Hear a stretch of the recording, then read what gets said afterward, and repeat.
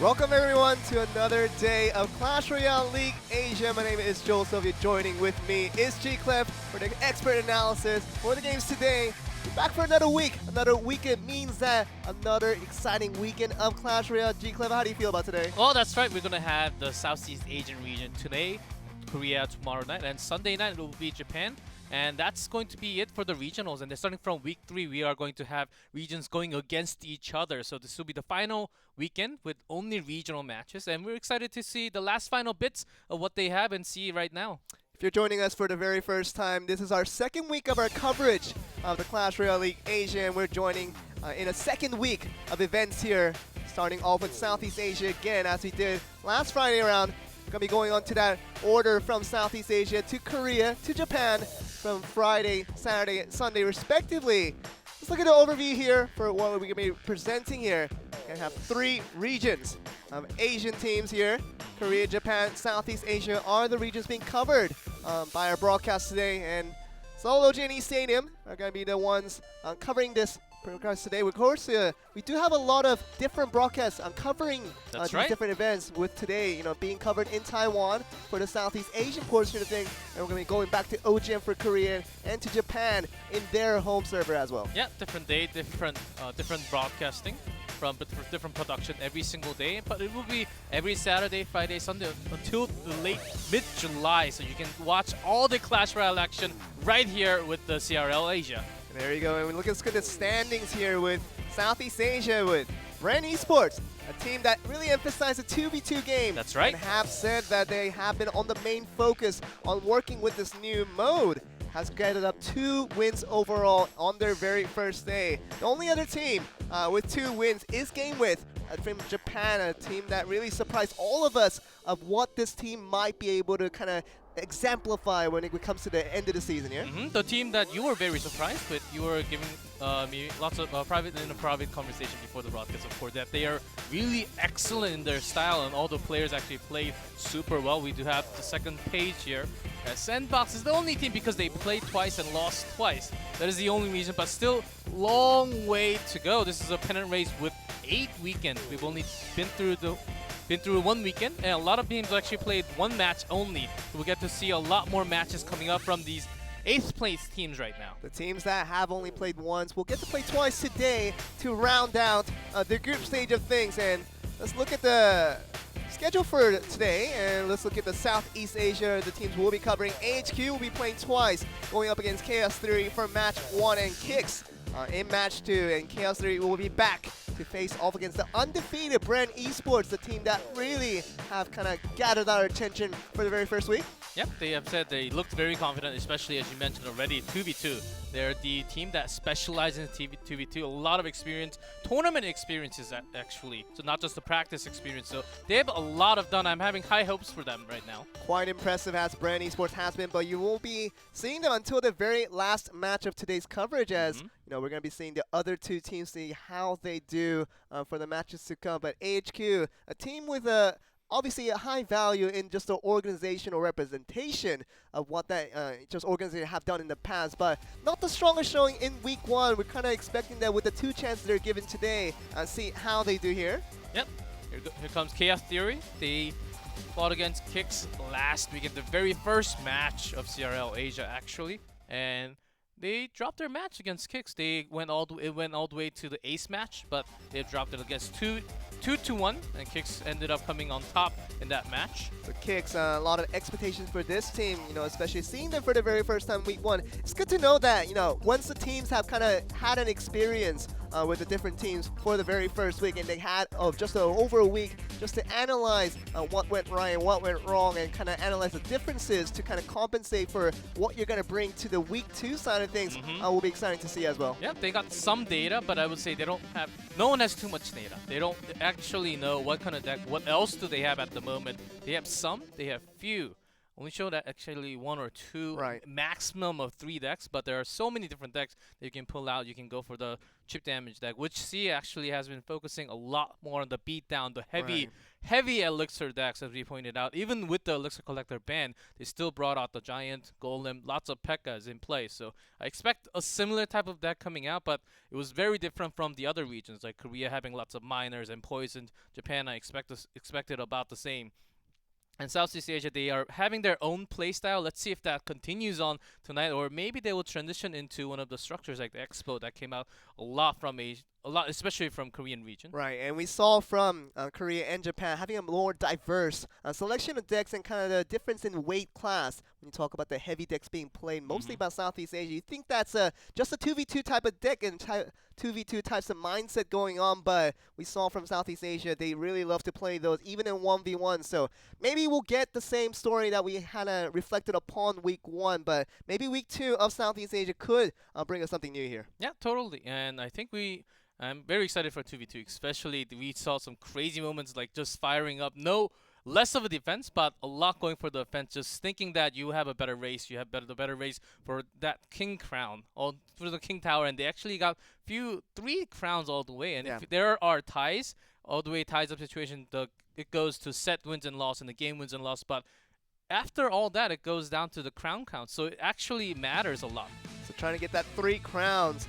Something that has been significant about these Southeast Asian players as we're covering the C region of things today. AHQ being introduced here with Xiake being the player that we're focusing on here.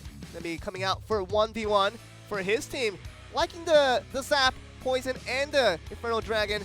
Kind of lightweight when compared to the typical cards that we saw from the other players of Southeast Asia so far.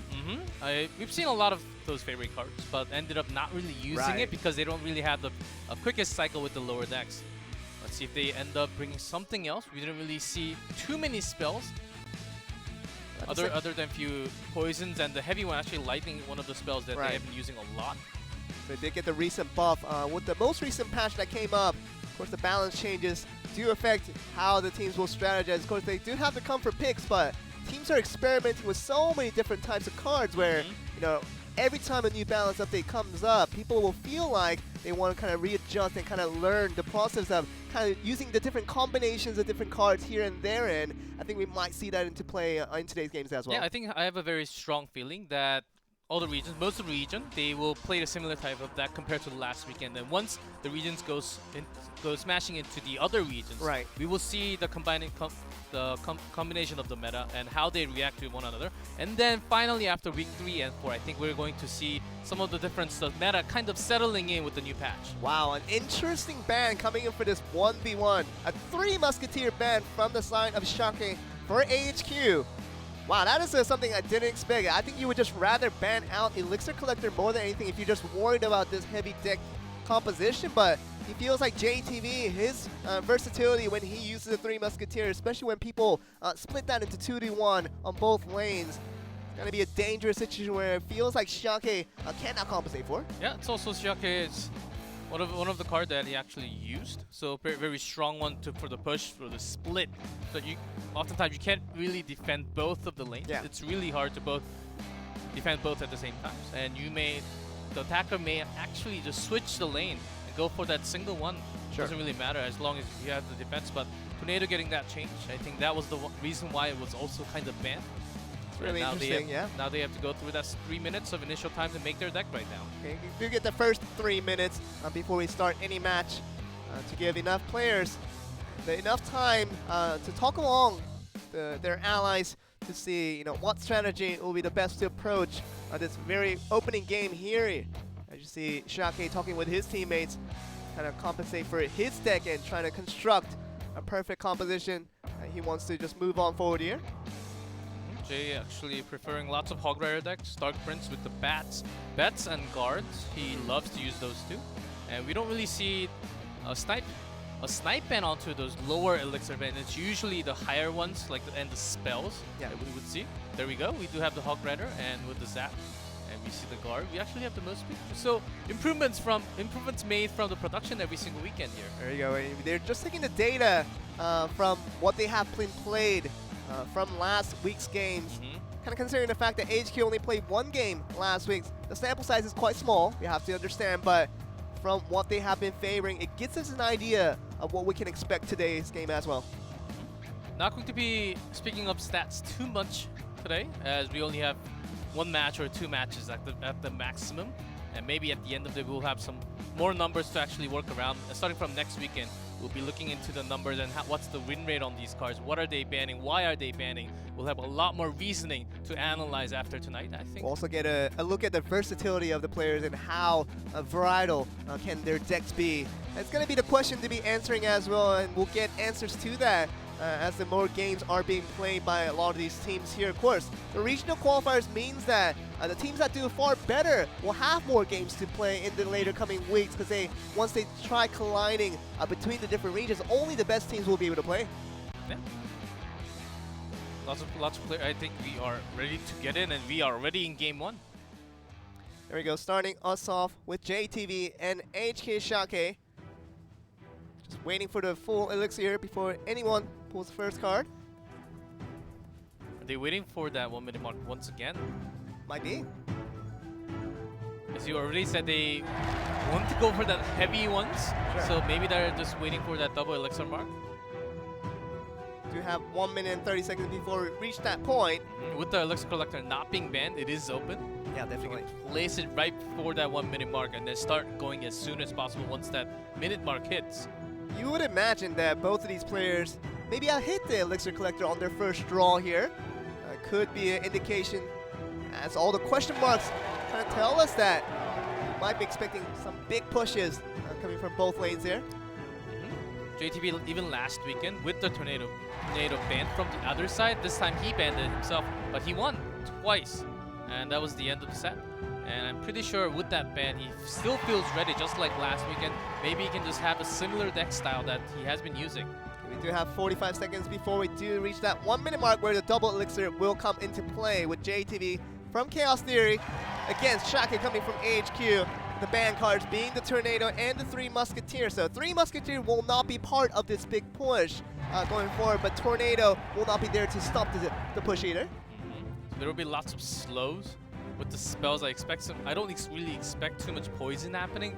If they had a poison, I think the push should have started already. Yeah. Maybe some heavy ones with the rocket, which has not been seen in 1v1, I think, yet in SCA region. Maybe today will be the day with the hard push. Been seeing a lot more lightning instead. But we're starting to see some cards being played here as we do reach the 1 minute mark. Lava Hound is going to be the choice from the side of JayTV. There we can get the push going. The Graveyard is being summoned with the poison to make sure that push goes into success. Gonna get chipped on damage down to 914. Before starts moving, the Lava Hound still is not compensated for. Summoning the balloon now from the side of JayTV, trying to put a double push to make sure he cannot be answered for. The Tombstone's gonna be put down to make sure the balloon is slowed down just for a bit. Only for a bit. Locks down onto the balloon. Does not really connect. The great Tombstone will actually draw all that path and going straight to the tower, almost connected. The aggro there was significant in the way that he pulled that off. The Tombstone being summoned against the Graveyard and the poison combo once again. It will not survive for very long. We might see the first tower going down as the really not being answered for 55 HP with 28 being the final number here. Balloon's gonna drop one bomb here, but not gonna lead on to the second. The arrow does, see, he does have the damage, and that's going to be it. It was close. JayTV was also close. He was trying to counter with the balloon, but just not enough at the time with the Tombstone landing on every single time. And just Tombstone right above that poison. You kind of should expect that, kind of knowing that he did use the same 9 elixir with the Graveyard and the poison last time around. So just a repeat performance of that push once again, and really showed that really don't need a big unit to kind of push your way into a win, but the 9 elixir combination between the Graveyard poison 2 times in a row, and that did a lot of chip damage over time. Finishing off with the arrow was the kind of cream on the cake there. Yeah, it was actually hard to predict. As I was saying, poison doesn't really seem to be the spell that you would be waiting for the final moment. You don't really do too much damage unless you have the burst with the Graveyard that we had right there. But unless that happened, it was really hard to predict that he was going to hold on to that poison. Lava Hound instead, onto the other side from JayTV, was a greatable push, but the moment he landed that Lava Hound when he was low on elixir, I think Xiake right there just had the great timing to attack. And it's really good to see the Lava Hound just being swayed to the tower while the balloon has been aggroed away from the tower to the tombstone. Was a kind of a brilliance of the timing that we saw from Xiake to pull that off. And you're going to see a very relatively easy win. Of course, with the big push, it's only going to get one way or the other, and we saw this time going to AHQ. So in this second game here, are we going to see a little bit of difference in the way they kind of go for the all-ins, or are we going to just go for chip damage for maybe the first time we've seen from this region? Yeah, Xiake with the great response right there, using the tombstone to make your pathing from balloon. Yeah. And also Lava Hound was pretty well dealt with. So it's also in question that is JayTV going to change a lot of his deck, because I think it could have worked again. Maybe he's going to bring something about the same as game 1. That is the question we've been asking, isn't it, G-Clef? We were talking about, if you win with a deck, do you switch it up, or do you kind of just go with something else just to make sure you keep your opponents on guard? But well, it seems like JayTV is keeping exactly the same. But early summon with the Lava Hound on the right lane this time around. So how's he going to move that forward? Just the guard being summoned on both sides, trying to stop the attack coming forward. The guards only doing a little bit of chip damage along with the help of the Spear Goblins being summoned from the Goblin Hut. So we're going to see chip damage being worked here. The Mega Minions just trying to counter each other while the Lava Hound is still going at it Nice for the side of JayTV. To keep the pressure onto the tower. And we're going to see the Firelings coming through, doing just minimal damage, not the most that he has expected there from JayTV. JayTV actually did not use the balloon if it's the same deck. I think it's a... It actually can be a different one. We don't really know exactly what he's been holding, but a great tool. He was trying to test out the defense of Xiake and then see how the timings work. And maybe if he wastes a lot more onto the Lava Hound, again, thinking that balloon will follow up right after. It could have been his lead right now, but seems like it's about the same as right at the moment. We will find out, because we do have 2 question marks on the unknown cards that JayTV has not yet revealed yet. Now we do see the Balloon Ash kind of predicted their very similar deck from the last game. Mega Minions just countering each other while the Balloon is going to push towards the Goblin Hut. Not the most efficient way to move around. They're going to need an Electro Wizard to stop the rest of the push coming in from the Balloon. And stop the Lava Hound as well. Very good summon of the Ice Golem to aggro all the damage coming from the Lava Hound explosion. Xiake, he can still have a similar one. Of course, it's a hut this time instead of the tombstone, but still a graveyard could be affected with the poison spell as he did previously. Of course, it'll be a little bit harder this time. And we see Xiake summoning the Goblin Hut towards the right lane this time, so just trying to compensate for the Lava while he just tries to do that left lane poison and graveyard combo once again. He's going to chip it down to 1066. And he hold on for this next put that's coming up with the balloon here. Let's see how it deals with it. There's an Electro Wizard delaying a little bit, not really connecting to the balloon. Now it does, but Hut goes down and the second one lands right after. So the Goblin Hut is going to be keeping the balloon in check, but the Lava Hound is continuing to push while the Mega Minion is the only one that's trying to come for it. 444 as we see on the mark here. Balloon has to be compensated for it. Does he have another Goblin Hut? He might not have it in the rotation, but he does going to stop it before the first drop comes through. Xiake, I don't think he had it on at the time. He will have it now, but yeah, the next balloon should be coming soon. JayTV just waiting for that moment as Fireball's in. One more cycle of Fireball and a few more damage can just end this game right now. He needs to come back. Just a minimal chip damage all to do with that next Fireball rotation, as you've been saying. But he's going to go for the left side here with Xiake. Going to go for, I imagine, the graveyard and the poison combo. There you go. He's going to go all in, hoping to get this one on this push, because that rotation is slowly coming back for the side of JayTV. He's going to get it down to 42. He does have Zap. Finish it, and JayTV was waiting for that moment. He was holding into his own guard all this time, waiting for that graveyard poison push. There he goes. He gets that last 2 elixir to initiate the zap that gets the last 42 damage away from the tower for him to get even against Xiake here. Very good comeback. We thought the graveyard poison combo would have worked again, but he definitely had a different answer this time coming around on the right lane. So I think we are slowly finding the right answer again with that question. Is keeping the same deck after you win, is that the right choice of, is that really the right deck to use right after? It just really is, yeah. I think we're seeing some different choices coming out from different regions, and the player and how the coach thinks of the same deck, playing the same deck. You could just switch out and have the counter to it, but JayTV, he was able to find the great counter right after, just fixing his play. It seemed like the question was, did I really have the right cycle or to counter what he had, what Xiake had? And after taking a game 1, he knew that with the same deck, if I have better cycle, I could just take it. I think I can win this. And he did. Comes down to the final one. Are they just going to keep their same deck once again? It feels like more than JayTV, it seems like Xiake is the one to really ask that question too. Kind of using that same deck after game 2 would mean that he's easily going to be countered for by just going to the opposite lane. Was seemingly the answer provided by JayTV to win out his game 2. So game 3, an interesting one to really talk about whether the deck will be similar, or are they just going to try to do something else and be a little sneaky to kind of catch the opponent off guard. Gonna get the answer real soon here. There we go as we begin. Okay, we will be the potentially the last game here with Xiake and JayTV coming from AHQ on the red side, on the top side is the Chaos Theory with JayTV. It's gonna be on the bottom, on the blue. The final game to decide the winner for the first set 1v1. Going for a similar strategy. Game 1, both players thinking that JayTV swirling through, just thinking that he has the right moment. He thinks he has the perfect cycle. He's waiting for that mark. Though we did like that Guitar Hero music right before. Lots of rock and hip hop coming in through tonight for the intro music and the game before. But we do have to go in game. But as we go in game, there's nothing happening. Sure. I would imagine just another minute of waiting as we see the last push. The most interesting question now in throwing here at G-Club is that same deck, most likely expected, but can he throw a little curveballs here and there? That's the thing. Do you think we're going to see exactly the same from both sides? I think Xiake had a great tool of actually stopping that balloon coming in. He had the Electro Wizard. He had the first game Tomb, second game Hut instead.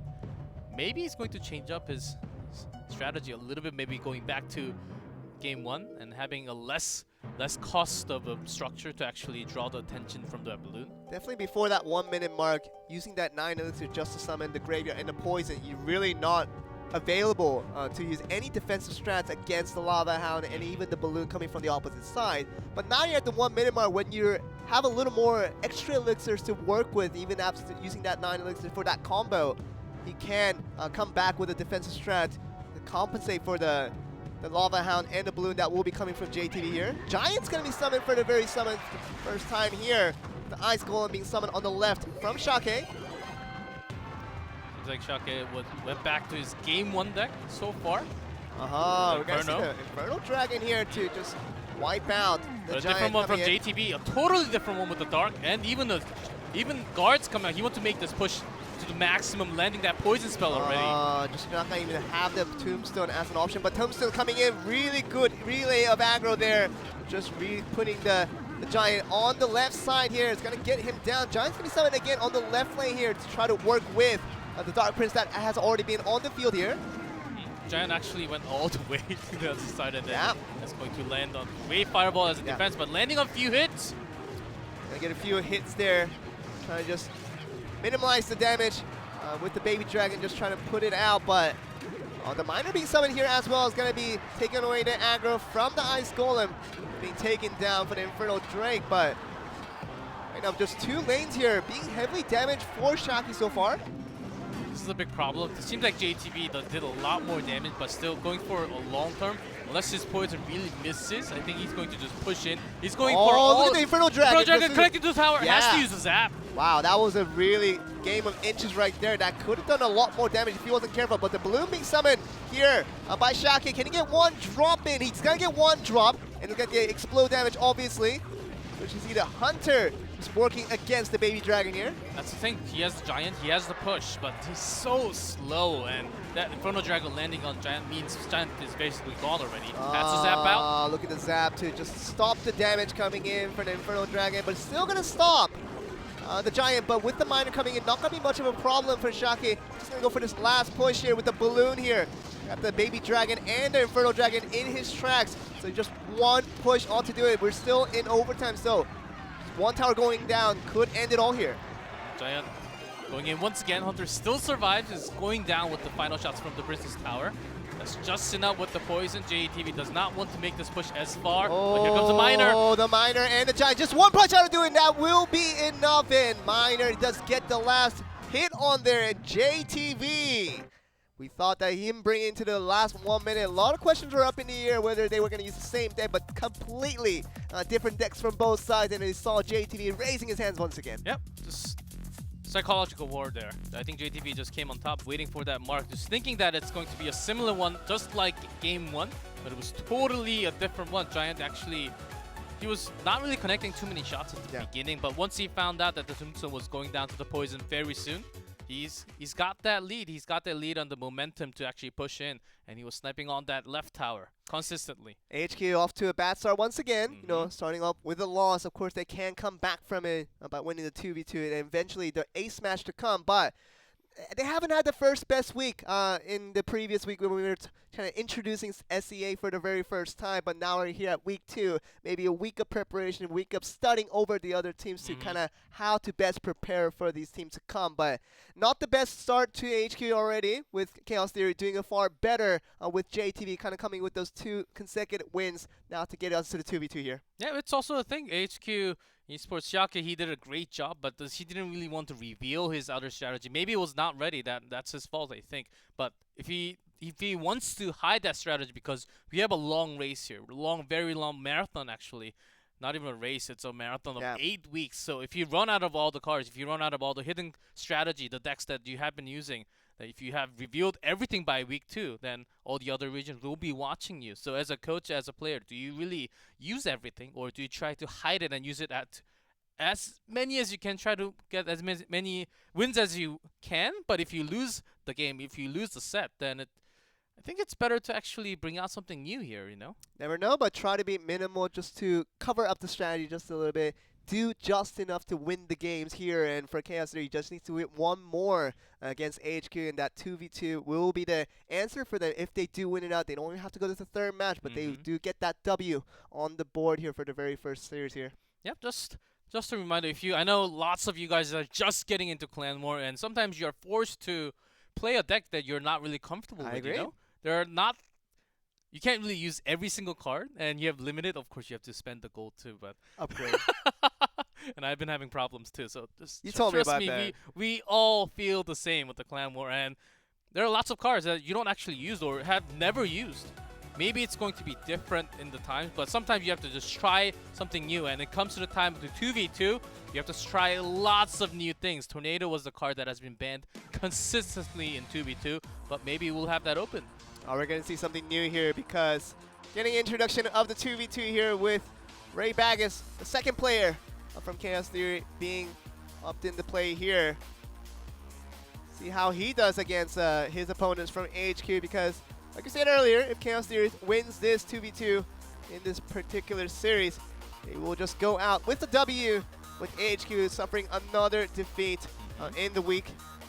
YaoYao preferring to play lots of Golem with the Flying Machine, and it connects perfectly for 2v2.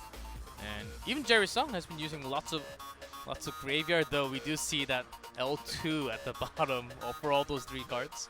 Maybe it's not been working so far. We did see lots of Lumberjacks, but not really connecting the hits. And overall, compared to Lumberjack, Rage spell was actually on top, because you don't have to use as much. As an elixir, you can actually make it happen on top just like that. You don't have to make the Lumberjack go all the way and place the Rage right on top after. We saw the Graveyard and the Poison combo not really being answered for on the side of the last game when we saw being used.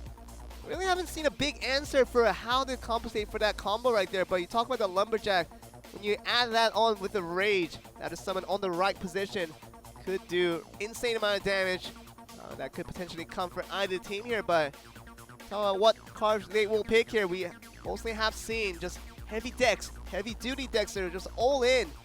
And it's going to be about, can they do the push, and if they don't, see how the teams will play out, how they strategize in this one here. Last time Chaos, they banned Inferno Dragon, just expecting a Golem or some gigantic push coming from the other side. And of course, AHQ banned Tornado, and they were banned against the Tornado at the same time. So I'm expecting at least a tornado ban from either side, and maybe something else. We did see both teams banning tornado a lot from the other regions also. Tornado has been the most single popular ban against the 2v2 games. I often saw it being banned on both sides. Kind of just shows you the priority of taking out that spell just for your 2v2 games, because no matter how many units you summon, everything will be swarmed into one place and could be Tornado destroyed in a plus moment. Executioner just takes everything out just like that. You can talk about execution, but even Fireball does the trick as well, That's putting out right. so much damage onto that single radius. Could have a bunch of minions, a bunch of units there as well. So kind of interesting to see what the bans will be. That's going to be our first indication to kind of forming our theories on Dex here.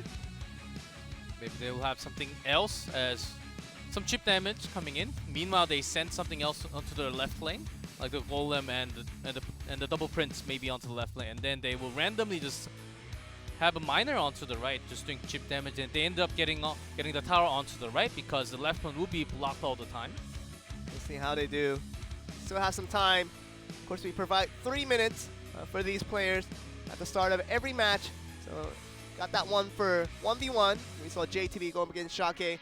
Gave them 3 minutes to formulate their decks, and we're gonna give the same amount for these 2v2 players. So that, talking over there with the teammates, see what the best deck is to bring for the very first game here. I think we're about ready. Just getting a few minutes of warmed up. Joel, what's your favorite 2v2 deck?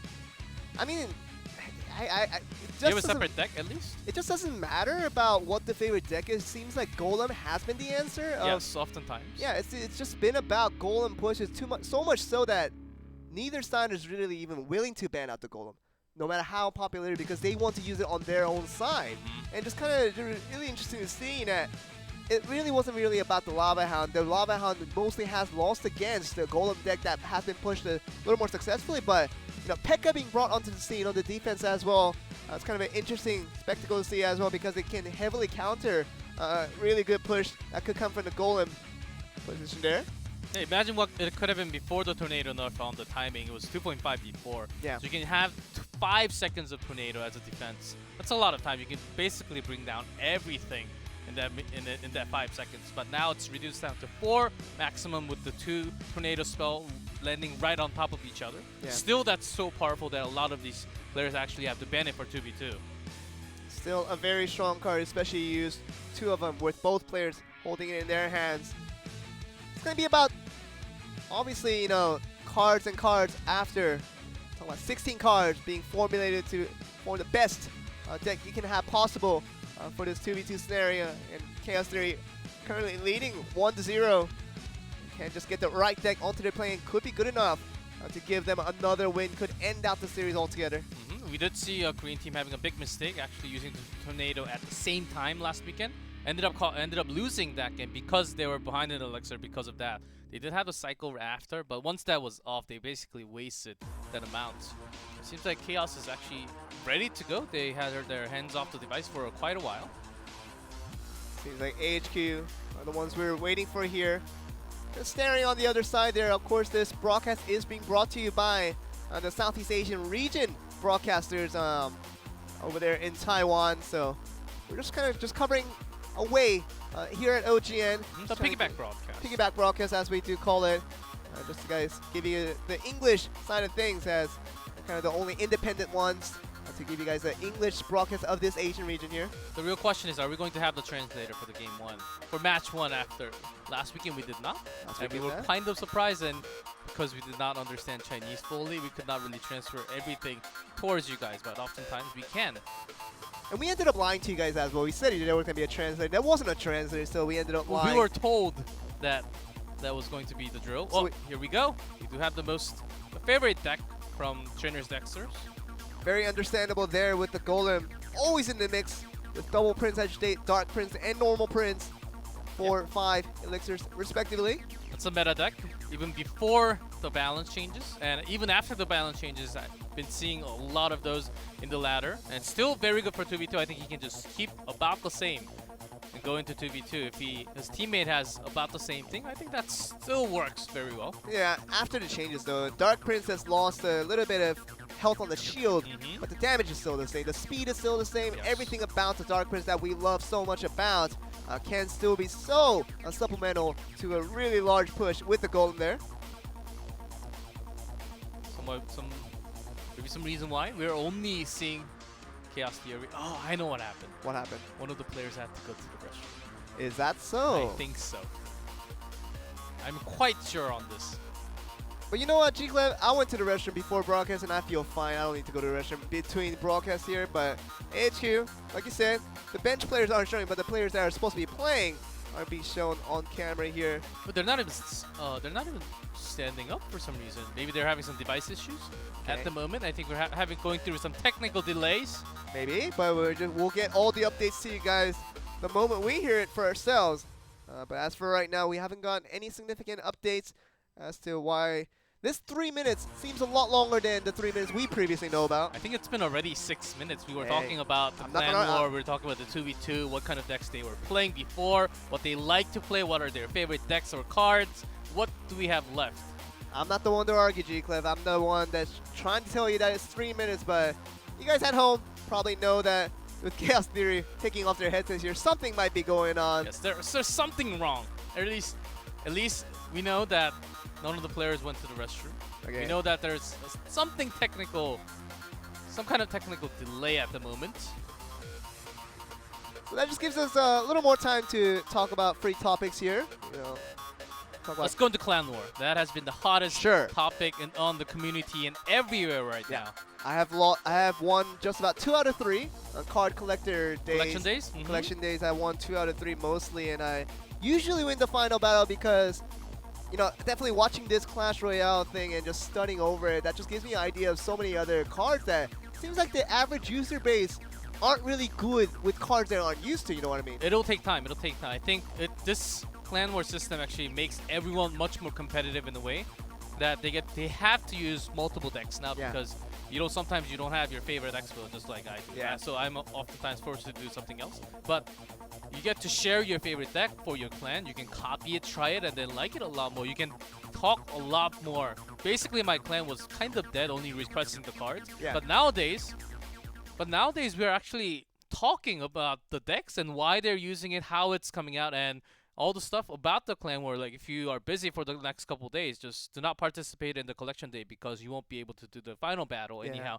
And all those kind of things. Not just this seems kind of negative, but we're actually in my clan talking a lot about the cards, what's good, what's not, why you should use this one, and there are lots of lists of the decks that's possible for the cards.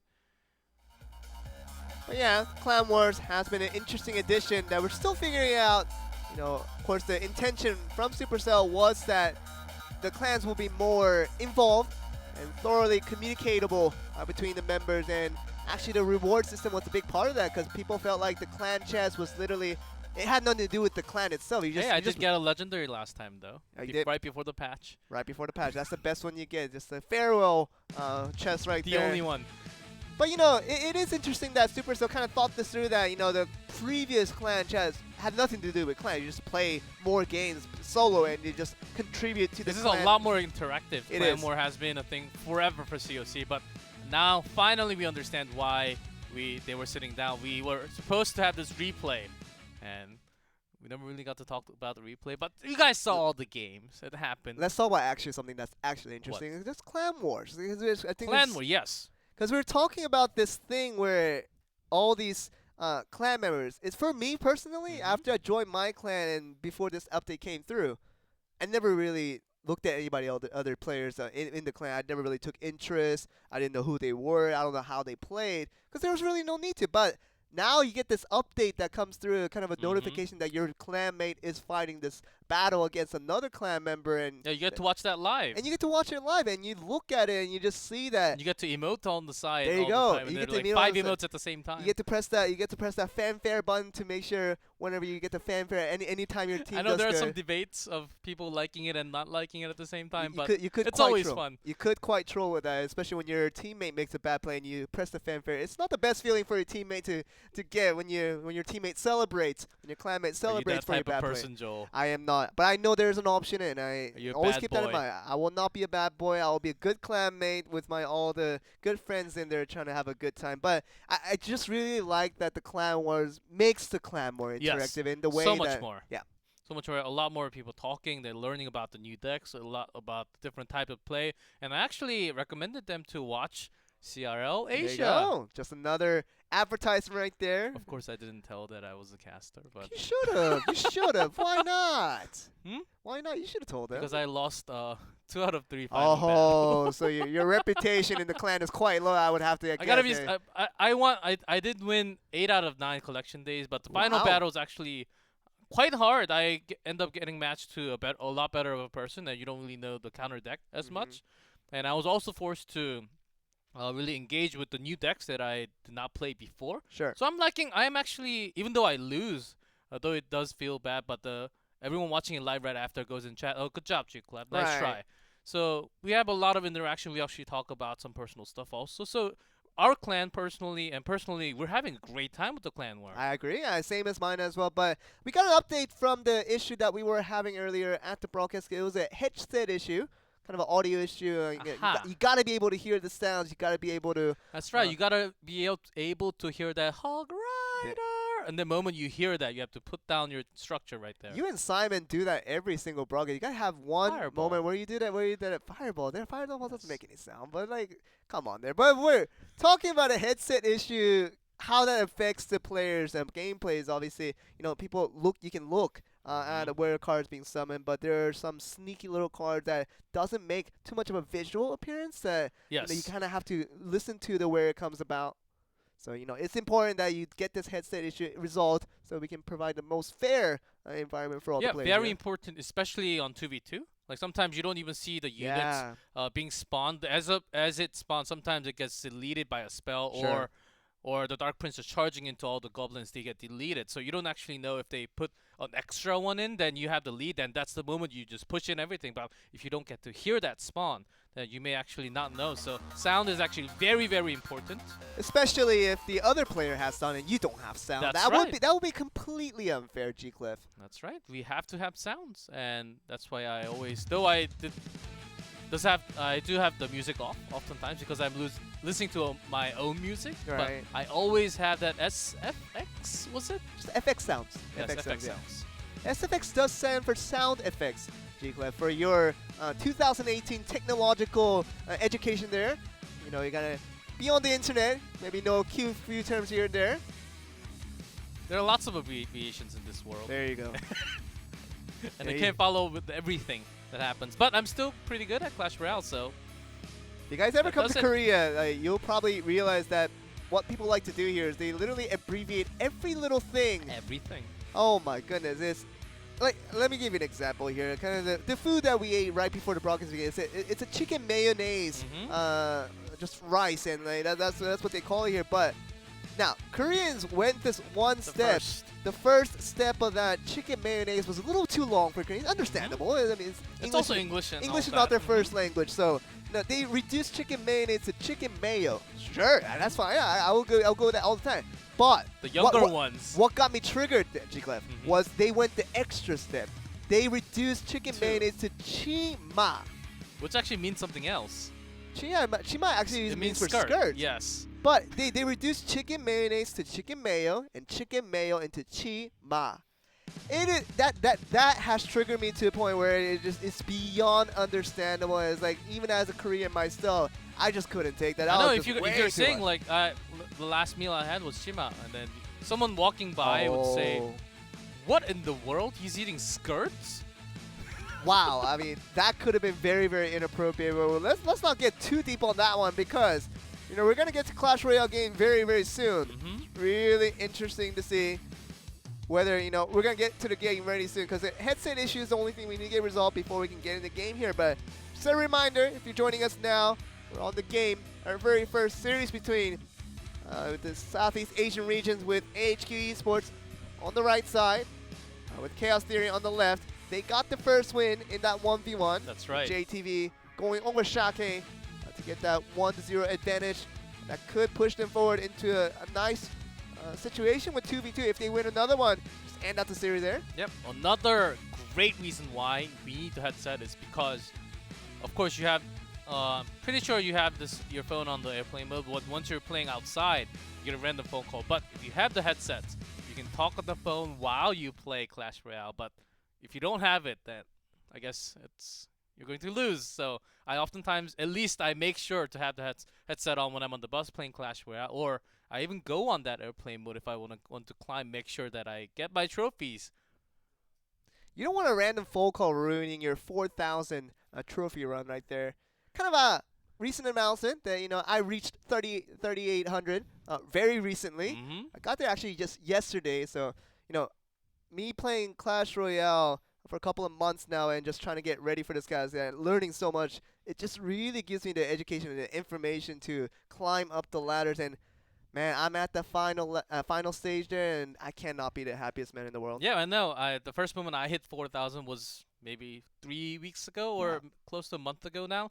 And then the moment I hit 4,000, it was exactly 4,002. Yeah. And then I say, that's it, I'm done. I'm not playing for the next 2 days.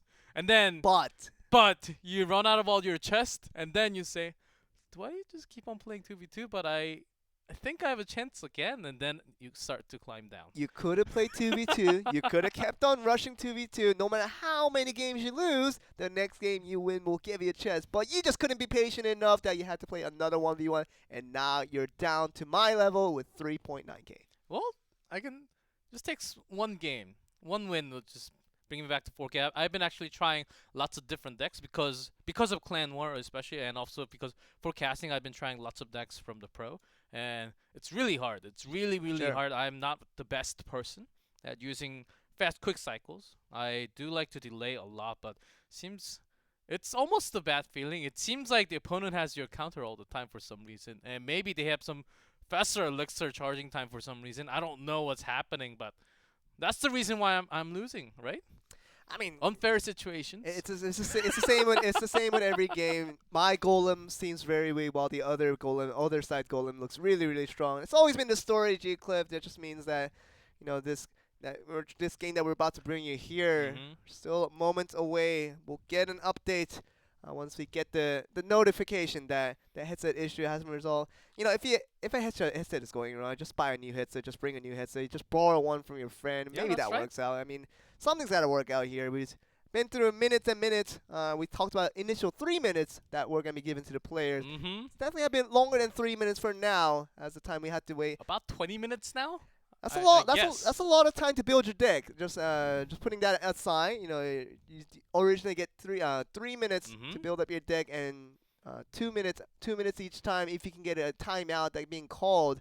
With addition to the 1 minute you get between each game after the very first one. Yeah, you can also bring up to 2 members of your teammates or clanmates, or teammates in this case, of course, and talk about the deck, discuss about what the counter, what's going to be the next one. Of course, once the match starts, you can't really have anyone else to discuss. So you want to make sure you use that time fully to an extent where you have multiple decks planned out for all your games, maybe up to game number 3. Really is, and we've been looking at the week 1 side of things for Southeast Asia, and we have seen really all-in maneuvers coming from all the players, not just in 2v2, but even in 1v1 as well. So we kind of expected the same thing happening through in this week 2 coverage that we're starting off today. We're seeing a little bit of similarity, especially with the first game we saw between JayTV and Xiake from Chaos Theory and AHQ.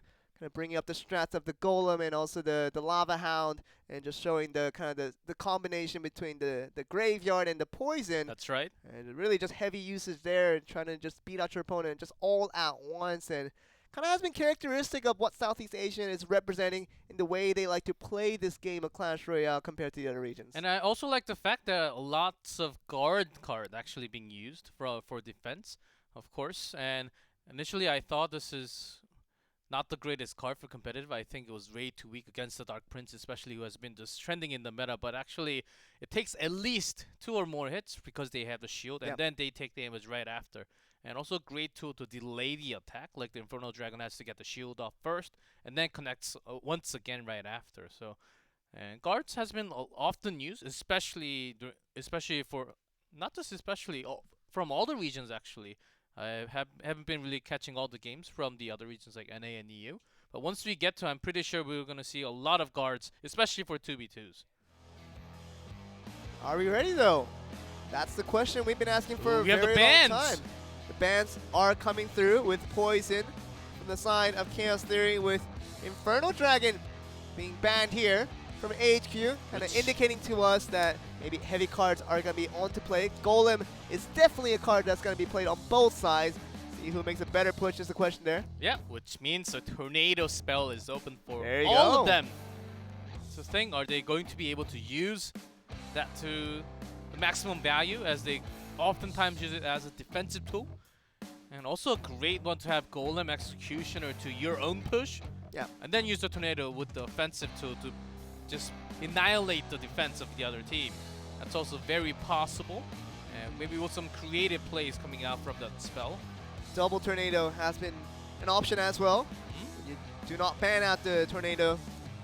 There's nothing against with both players can bring that Tornado card as their significant spell to work with. Just means that AHQ and also Chaos Theory here, they can bring this unique composition that we might not have seen so much in 2v2 before, because Tornado has been just rigorously banned out in multiple matches so far. Oh, we do have it swapped. I was wondering for a second, because Chaos banned Infernal Dragon last time, they will continue to ban it on their 2v2. And it was actually AHQ banned Poison. So we'll have a great tool of defense with the Graveyard. And with being banned, this basically means one good push with the heavy ones like the Golem, as you mentioned, the La Pekka Giant, will actually bring a tower down without. So they have to really bring that Tornado spell into their deck right now. Despite the time it took to get into this match, the actual match time could be a lot shorter, especially with, like I said, the very much a heavy deck being favorable with so many defensive maneuvers, not being too much banned out here, other than the Poison and the Infernal Dragon. Could mean that this game could end in a flash. Because Infernal Dragon is banned, maybe this will be the first game from C we have the Infernal Tower instead. Of course, that was not really played too much and competitive, but it may just continue, or just the mini Pekka to do a bunch of damage to that Golem once it walks through.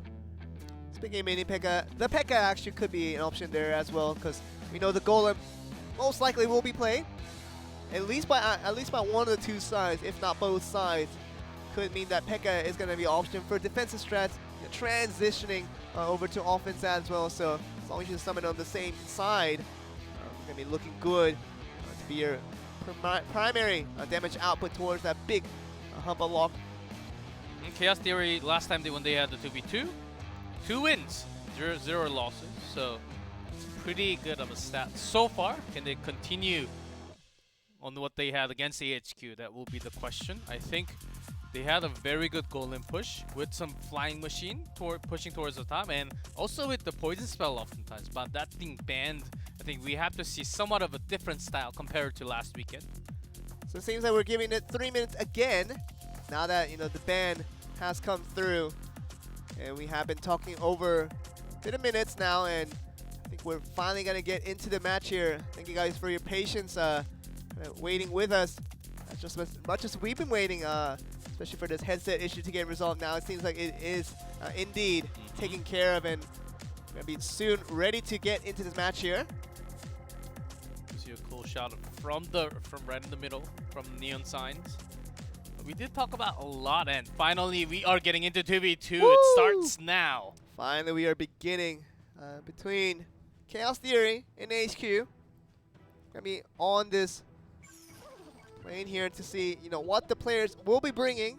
Ice Spirit to start us off. Will they take the damage? They're not worried about the minimal damage that can come from that one elixir card. Mega Minion being summoned on both sides, with the Miner being summoned from the side of AHQ. Gonna be countered right back with the guards. Back here, shields being taken off by the Fireball. You see the Golem being summoned for the very first time. But Dark Prince even before that, so they want to make the push happen before the Golem comes in. I'm pretty sure they're holding a Prince as well right behind. Okay, so that Dark Prince was easily taken care of. Just putting the Ice Golem into play to taking out the Aggro while the Princess Tower did all the damage. This Executioner just basically means that they're holding in a tornado for sure. At least one. There we go. First tornado coming into play. It's gonna pull the Golem into the Tesla on the other side. The Rocket coming into play. That was an interesting play right there. Misses onto the back target. Does take down the shield only. Yeah, I think he would have just liked to do that after shield went down. Would have made it. And the tornado came right after, so that was quite a questionable teamwork from AHQ right there.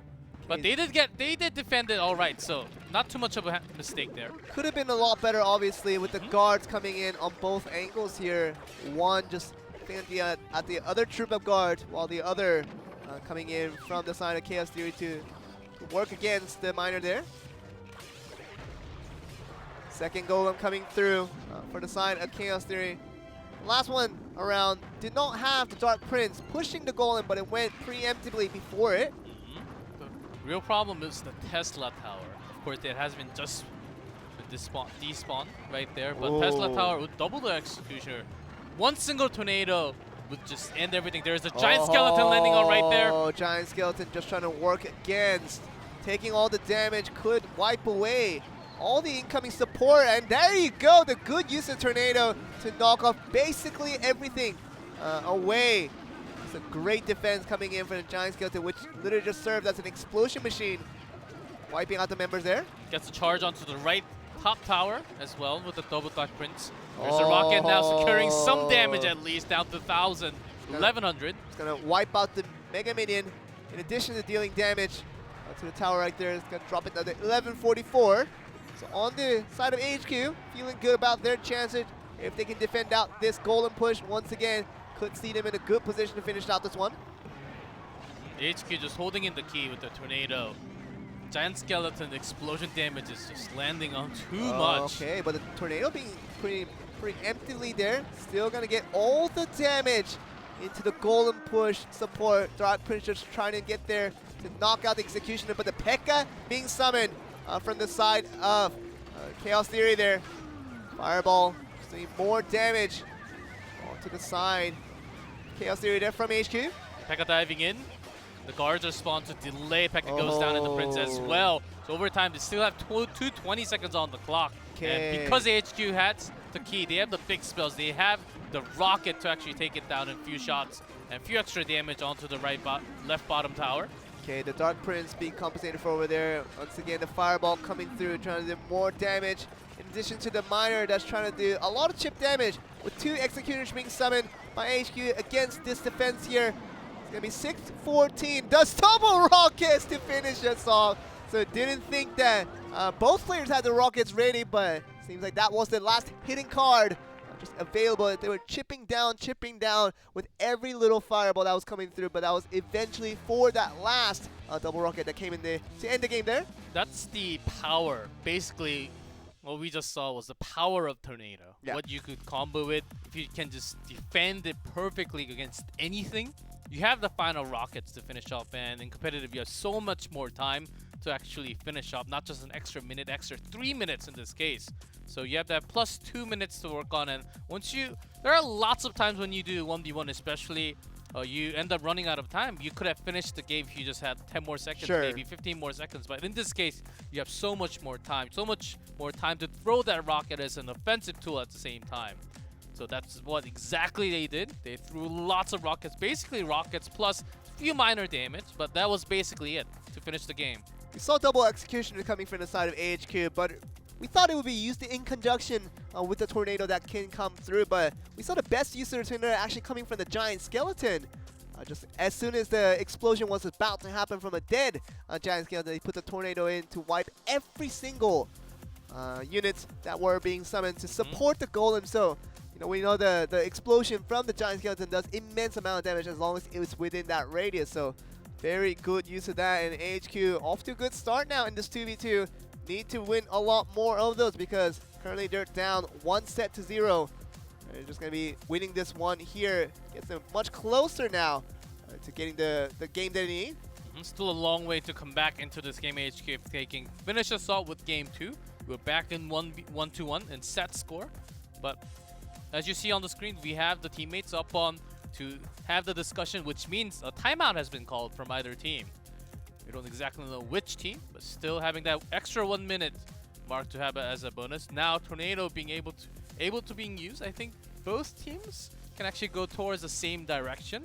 Chaos Theory went towards the other way, having the Golem, the P.E.K.K.A. They wanted to have their own push, but against the Tornado, against the Giant Skeleton, which actually defended the most damage when they were trying to make the push. I think they can keep up with the same thing. Chaos Theory, they need something else right here. Really seeing the first nullification of any type of Golem Rush, especially if they had to have that Tornado, and the Giant Skeleton that time around did the job done. And really looking at the Tornado being enabled for these games means that Golem Push, are they a lot more valuable, or is it something that you have to kind of strategize around to go for a different type of push where we saw AHQ kind of use it the other way around?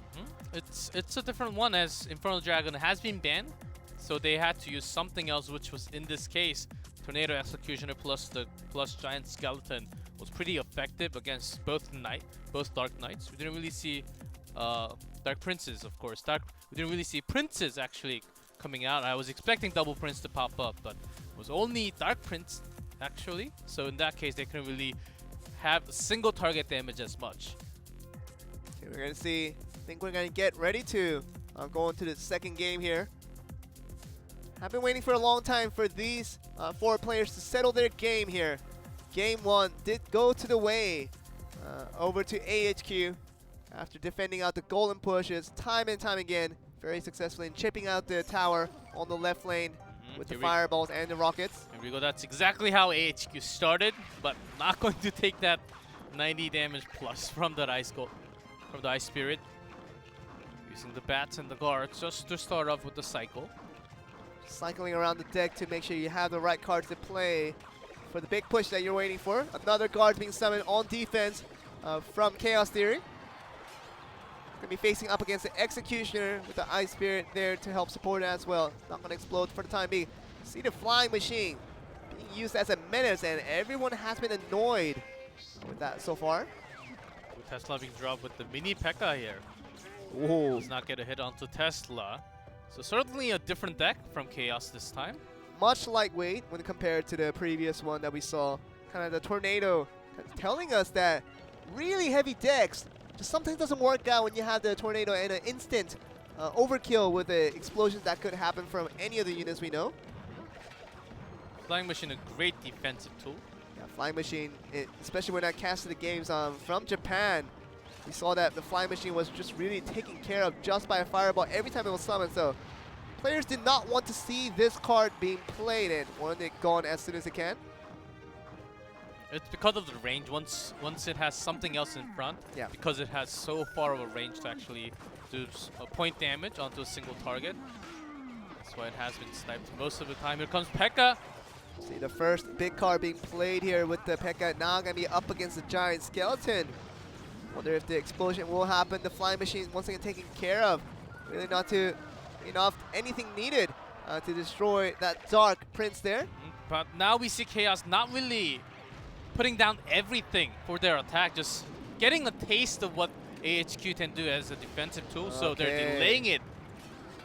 Look at the Miner doing a lot of chip damage onto the tower. So you don't see the rocket coming in from the side of AHQ. Trying to do chip damage, kind of similar to what they saw in last game. There was only one, and a Tornado would just take care of everything. Actually misses onto one Executioner, lots of rockets being put down right here. The fireball kind of knocked away that other Executioner, got himself away from the range.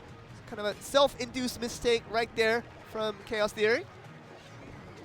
And a beginner's tip on 2v2, of course, even in 1v1, you want to do some damage onto the units and the tower together, so that's why they're throwing ahead of the time. Close summon from the Golem and the Balloon. Here comes the Rage. Okay, there's going to be the coming through. The Rage is going to be compensated for with the Tornado. Still the Executioner doing immense amount of damage.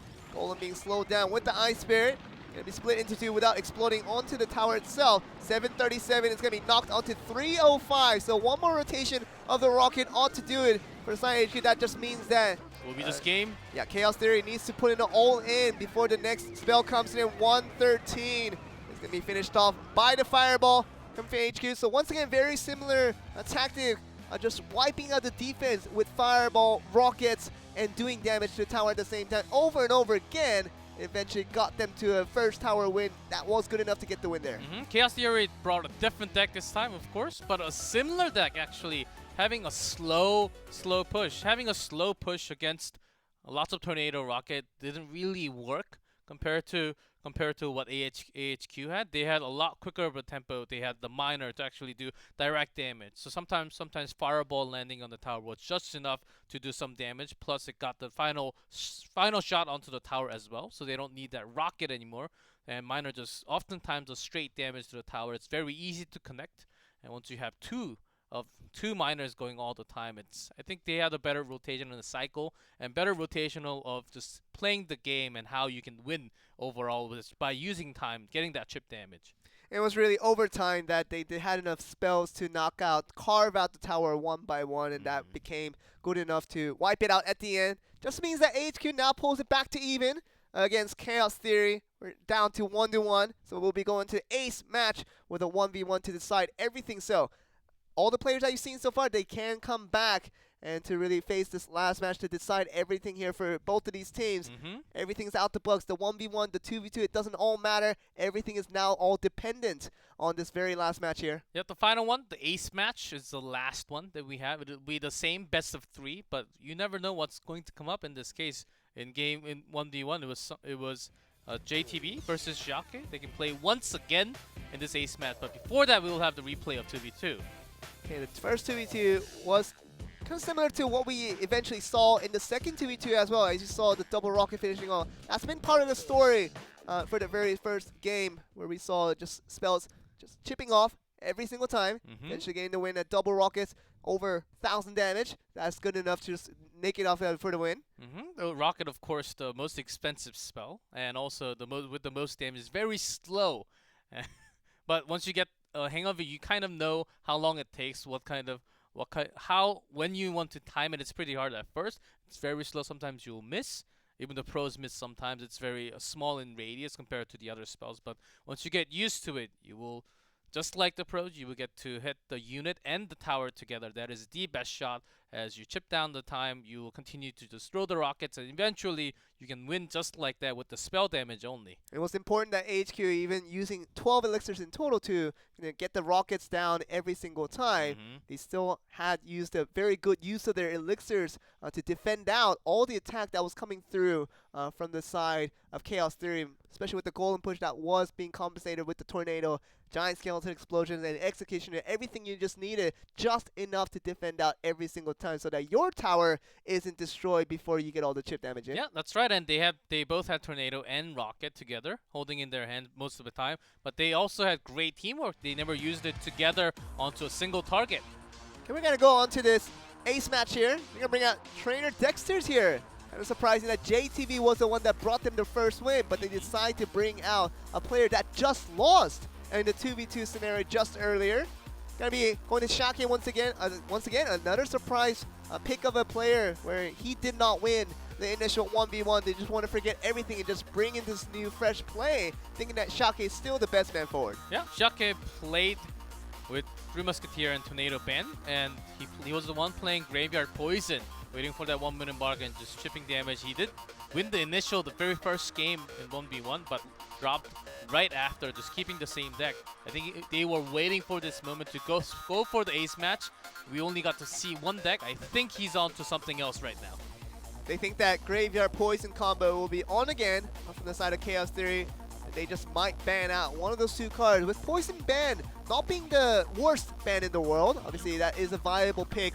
You want to go with that, but has been the one that has troubled JayTV in that first series. That almost cost him a series there with that match, but did eventually push through to get the win for his team. But right now we're going to be seeing a different player with Dexterz, seemingly the player of choice for the side of Chaos Theory to kind of hopingly bring this win here for this team here.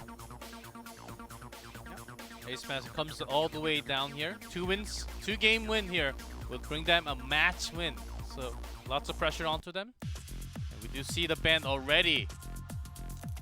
Really, Xiake does not like the Three Musketeers one bit. So we see the Infernal Dragon being banned out from Trainer Dexterz, the side of Chaos Theory. And Three Musketeers, of course. Xiake just keeping up with the ban. I think he, after seeing the ban, maybe he's going to land on the same idea, trying to build a deck that's similar to what he had in the first one with the Tombstone, Graveyard, and the Poison was the one that he used all the time. And Dexterz, in the other case, he was only using his cards in the 2v2. So we don't actually know what he's going to do. Last time when he was doing 1v1, he brought some Lava Hound and also Three Musketeer. That's why Xiake banned it against him. It makes perfect sense. But not enough to actually block the Lava Hound and the Balloon Push from Dexterz, which he has been showing last weekend. And if Xiake does decide to play the Graveyard and the Poison combo, as we saw him so effective on in the first series, didn't really get a complete answer what the counter to that was, other than just making a full rush on attack on the other side, was what JayTV kind of thought was a compensation for that. But really haven't seen a big defensive tool against that really strong combo with that 9 elixirs there, though. Yeah, that's the thing. Xiake already defended well against that Lava Loon very first game of today. So I think he already has a pretty good answer and the cycling against it. But once he's off to something else, once Dexterz is off to something else, which he has not really used other than the Lava Hound, well, maybe we'll see something else happening in this case. Saw the Lava Loon, as we like to call the combo with Lava Hound, and also the Balloon being the typical combo in aerial. Seemingly hard to deal with, especially when you don't cover in time. Has been the choice from JayTV. Wonder if you're going to see something different from Dexterz as he goes up against AHQ, with Xiake trying to bring them home the victory after getting the win in the 2v2 in this ace match. Decide it all here. Well, I think they're about ready. Of course, Dexterz is already off. Hands off his device means he is ready. Xiake just doing last second changes. Here we go, the final game, final ace match between Chaos Theory and AHQ Esports Club. Yeah, Chaos Theory on the bottom here, on the blue side with Xiake for AHQ. Gonna be on the red, on the top side of the map here. We have the cheer from his team or clan mates, of course. Could be. A lot of them are watching it live as well. We do have 8 at the time. Stalling at the time here, as we kind of saw from the first 1v1 series. Saw from these two teams here. Might see the double elixir last push for everything. Could mean that Xiake's bringing out the typical combo we saw from the Graveyard Poison. Could see it again here. Who knows? Both teams just warming up their fingers at the moment. Comes to a time where you have to make the decision. In my 1v1, personally, I have never had this happen. Yeah. The only time I had this happen was the other person actually leaving because he or she was off to doing something else. But other than that, it has never happened in my 1v1, personally. Zapping thrown out there. So it's not going to be the truce being called right away. You see the Graveyard being summoned with the Poison once again. Very expected from Xiake. The guard's doing a lot of work to cover for a lot of the skeletons being summoned here. But not really anything significant, as we see 1983 on the mark from Xiake's attempt there. Yeah, goes below 2k, about 500 damage right there. Good way of starting is Xiake, who was waiting for what Dexterz was going to do, but he was the one actually opening up after taking that initial zap damage. Lava Hound here, trying to be answered for from the execution of Balloon on the other side though. Gonna go for both lane push, hoping to get one chip damage onto either of the tower. It's the strategy being shown here by Dexterz, but really did not come through. There's no significant damage. Oh, look at that fireball. Landing on the executioner, the tombstone and the tower together. Great way of using it. Guards being summoned again against this Poison Graveyard combo again. Still chipping it down quite a bit. 1566 is what we're getting. And that second push there, but Lava Hound now on the right side. Trying to just go for a counter lane. See what he can do there, but the executioner being ready there as well. Already dropped the tombstone and the balloon's off to the same lane this time. You see the minion being summoned there against the the Ice Golem. Once again, the guards trying to just defend out against. The balloon goes straight to the tower, landing, not getting caught by the tornado, landing on one. One drop, Connecting two hits. drops. Maybe three, drops. tower down. Three, are you serious though? That's it, that was a big mistake. Tornado Oh did my not connect goodness. onto the balloon, that's it. He saw the Lava Hound, he saw the balloon on the right side, but he decided to still use that 9 elixirs. Yeah, to I just think he go was for late. that. He was getting a slightly little too greedy, landing onto that graveyard poison onto the left bottom side, and was waiting for the elixir for the tornado. Was tiny second too late on that balloon. Because we saw from Dexterz when he defended against that graveyard poison, especially with the guards coming in, maybe the tombstone adding a few skeletons into that defense as well. Only limited to about 500 damage per round when they do use that 9 elixir. So after using it a second time, you thinking you use it a third time, hoping you get 1,000+ damage off that rotation when you know the same defense will be out as well. So kind of a little bit of forward thinking, obviously, from AHQ with Xiake, thinking that his 9 elixir run against the balloon that it was eventually destroy the tower thought might be good enough. Just a single mistake costing the game, of course. They started the fight at, I believe, around 140 with the zap just breaking that piece. Yeah. The truce between the players right there.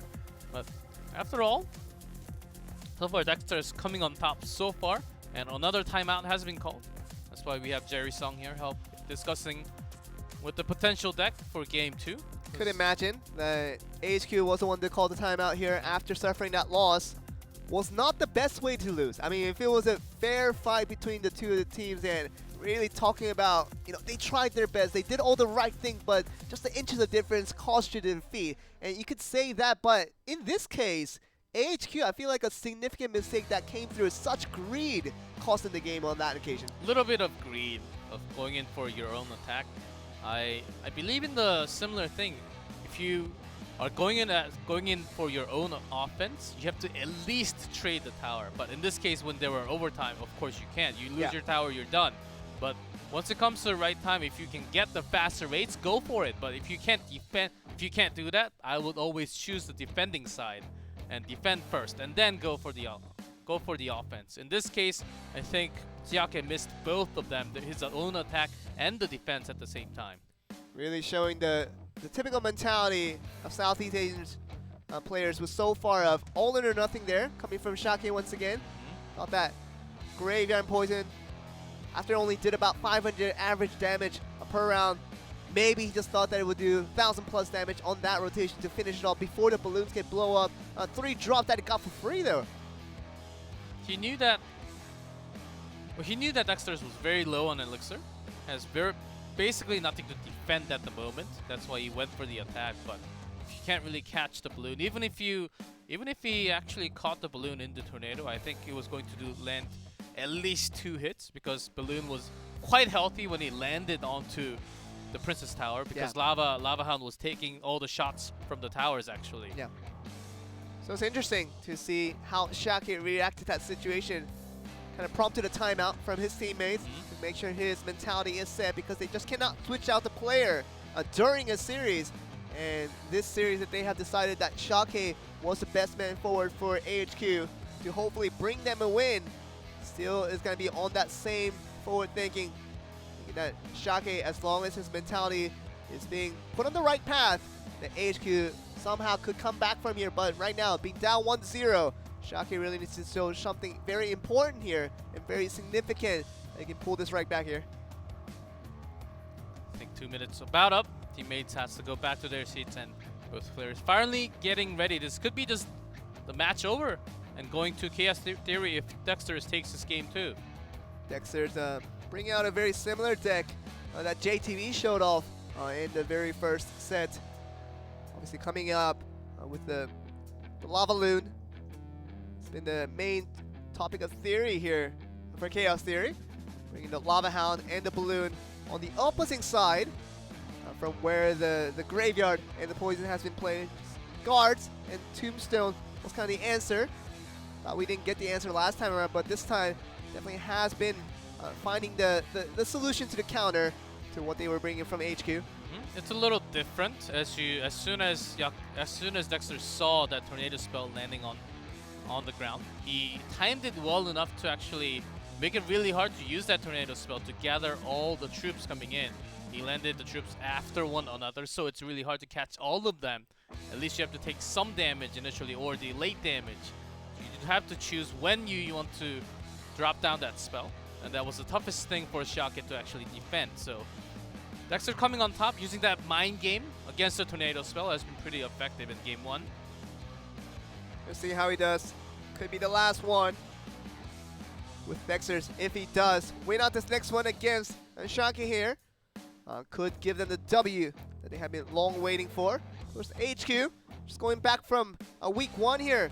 Hasn't done too well for the opening day of these ceremonies, and now we're here in the second week after a week of preparations, a week of studying over the other teams and players and their strategies of things, thinking that they came back stronger to hopefully add some W's on the board, but now they're one game away from suffering another loss in the series, this time against Chaos Theory. Yeah, just to remind you guys, the bans. The ban from Dexterz was Infernal Dragon, and then from Xiake was Three Musketeers. So we won't be seeing those 2 cards. That's why we're seeing a lot more other spells like the Tornado, Poison, and everything else that is available for this final game.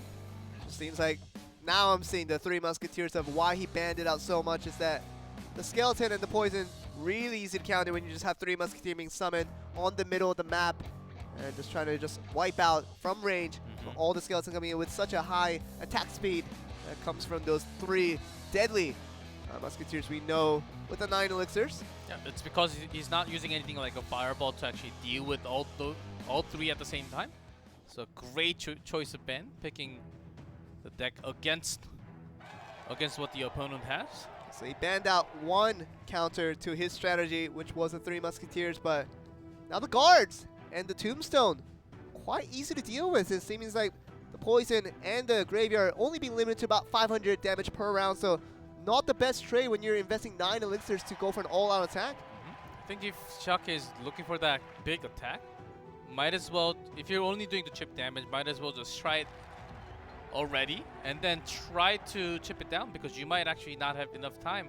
And last game he made a critical mistake, but over time, as the time goes on, if he's able to defend it as well enough, then I think he can do a lot more with the time. But he's at least actually using the time to delay, trying to not reveal what he has so far. But could be this Xiake's mindset that in this single elixir time we have, when you use 9 elixirs just to summon that combo, there's no defensive option when you have maybe Dexter summon out something huge that you really can't defend against him.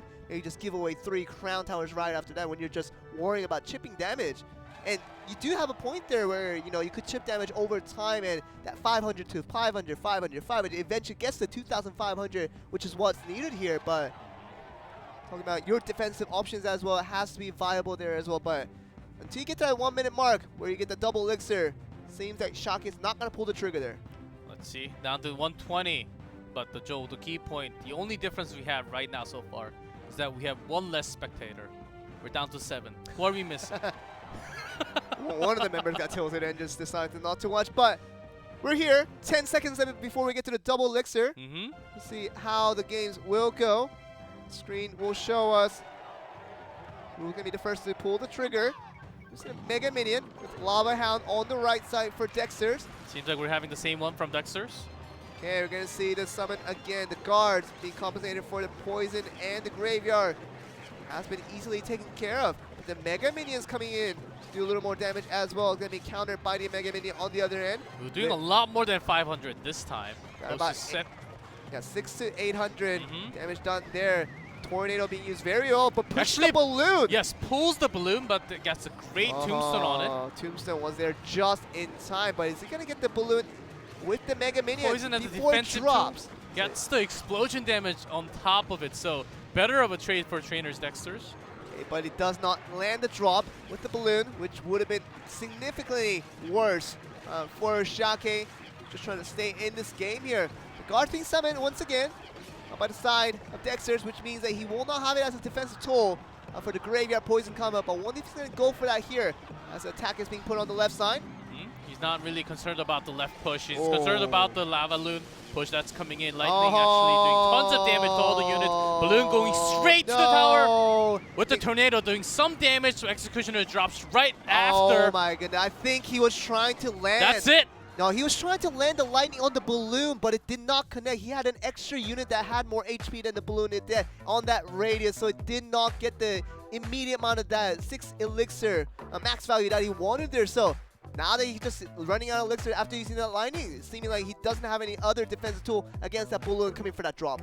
It was very tough. Yeah. The balloon, and I think he was a little bit low on the elixir to actually have tornado and the executioner at the same time. Executioner dropping in second after the tornado, not really having the best synergy with their tornado, which has happened again in game 1. It has been continuing, and that's why Chaos Theory will have the match win with the ace match victory here.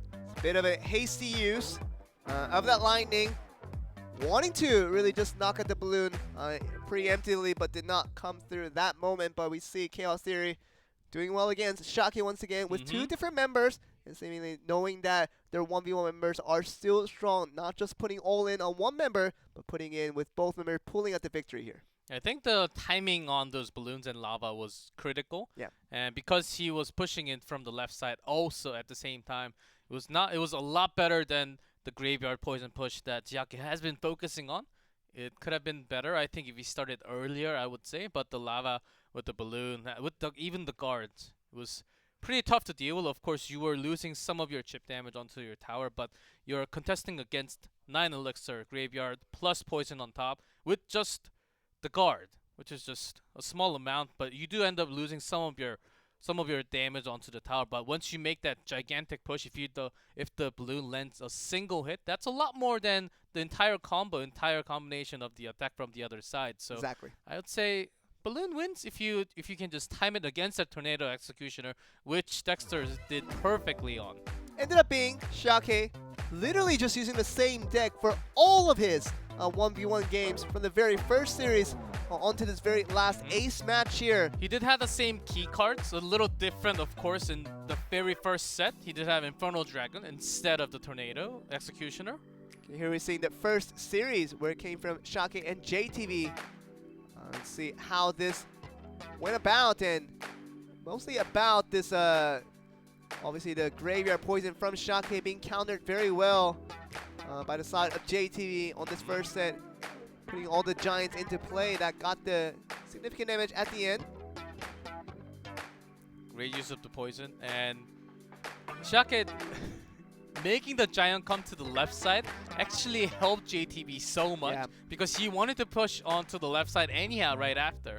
He had that perfectly planned out once the golem was going towards the other side. Saw a very good use of the tornado there on that 2v2, canceling out every little attempt being made by the golem push. Once again, the tornado coming over there. You see again, Executioner doing so much work, putting a lot of free damage onto all the clustered units there. YaoYao JerrySung just having almost near perfect usage of spells most of the time. Their unit placements, I would say, was a little questionable, having Executioner way too close up on top, but they had the spells to finish off anyhow, so oftentimes. Look at that Chaos Theory, even after dropping that game, just thinking they were really good. They had the counter decks, so we couldn't really win, but we enjoyed it at least. This was the important one. After they won at the 2v2, AHQ felt like they could have made a redemption story count, but... Look at everything hitting onto Lava Hound only. Yeah. It is really important to see how the damage is being taken, and drop after drop, putting in, even with the crying face from his teammates from Chaos Theory, makes Dexterz feel like a very worthy winner on that occasion. Lightning basically taking out all the units, Balloon taking out the Tombstone right after, and then goes straight towards that tower. A little bit of HP left, we'll get the drop. Really was important, and we thought that, you know, it would have worked out for Xiake. Maybe he just tried and tried again until it works. Just never worked out. Yeah, it was very tough. Actually, I would say Dexterz had a very good prediction. He was throwing off Fireball right next to the balloon because there has to be some kind of defense. So he was just predicting that as well. Very nicely done. We're going to go to interview here. I think we do have the interview translator this time around. So we'll be right back after the interview.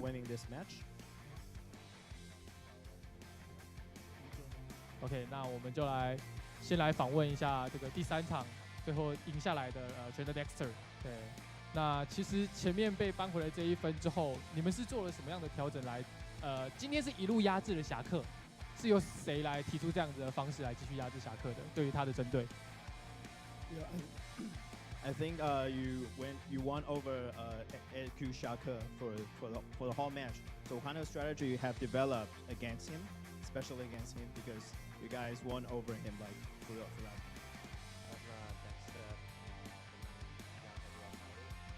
Please hold the mic.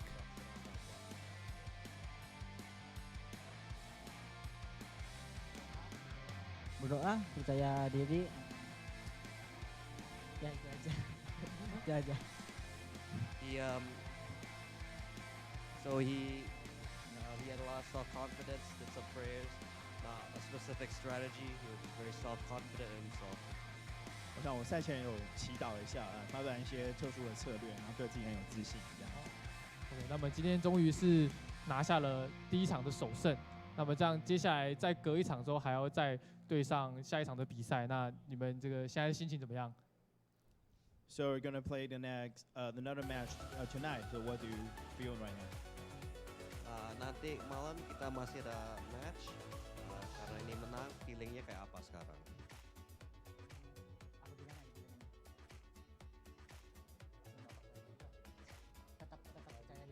Tetap percaya diri lah. We still have a lot of self-confidence in ourselves, especially after winning the match. 赢下这场比赛之后，我们就更有自信面对下一场比赛。是，好，那我们就再次恭喜一下 KR Theory。那我们就稍微休息一下精彩的比赛，马上回来。 That was absolutely interesting as we had almost a 4-way language difference. From the host speaking Mandarin, obviously, him being Taiwanese, and getting over to the translator to translate it into English. And there are dialects in Chinese also, right? They were. I think that was the reason we were having the translation ping pong. So the English version, we always saw him on the very left side. He was saying that in English, and the English was being translated to the players for who's speaking a language that wasn't English, that wasn't Mandarin.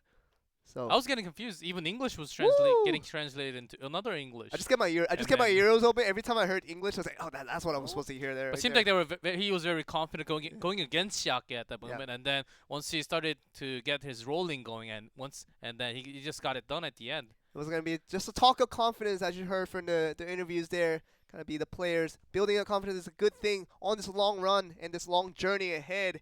You're going to see how they do here. Yep, and I think we're just about to close, ready to go into the commercial.